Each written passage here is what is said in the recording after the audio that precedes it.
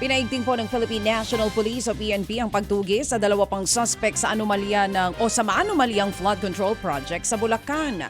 Ayon sa PNP, nag-deploy na sila ng tracker teams para hanapin ang mga dating kawani ng DPWH na sina Ernesto Galang at Lorenzo Pagtalunan. Kasunod po ito ng pagkakaaresto sa mismong contractor ng proyekto na si Curly Discaya at 8 iba pa. Kumpiyansa po ang PNP na mahuhuli nila ang dalawa sa lalong madaling panahon. Sa iba pang balita mga kapatid, inanunsyo naman ang majority bloc ni Acting Senate President Win Gatchalian. Ang plano nilang ma-donate ang 1 buwan ng kanilang sweldo para po sa mga nasalanta ng magnitude 7.8 na lindol sa Mindanao.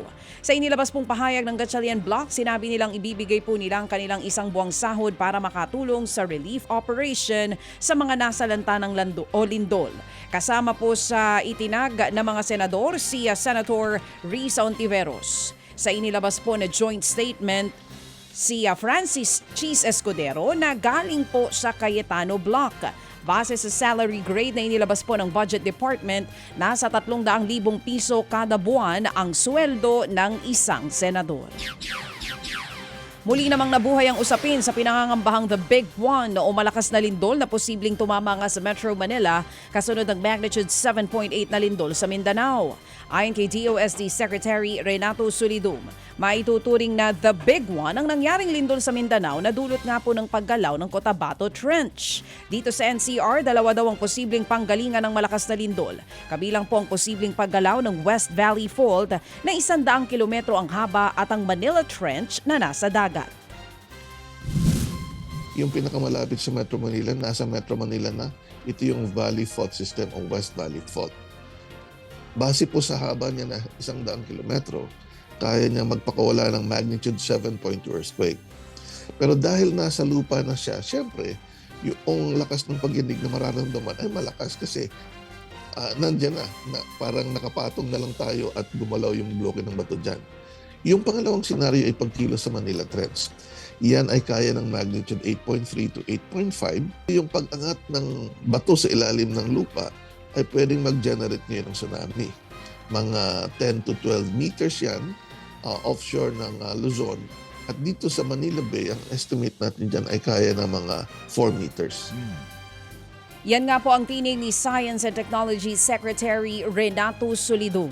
Samantala, naghain po ng protesta ang Pilipinas sa China kaugnay po ng namataang floating structure sa Bajo de Masinloc o Scarborough Shoal.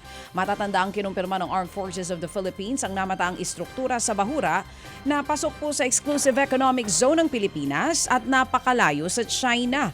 Hindi pa naman malinaw ang eksaktong laki ng naturang floating structure pero una nang inanunsyo ng China noong Setyembre ng nakaraang taon ang plano po nitong pagtatayo ng natural reserve sa Scarborough Shoal.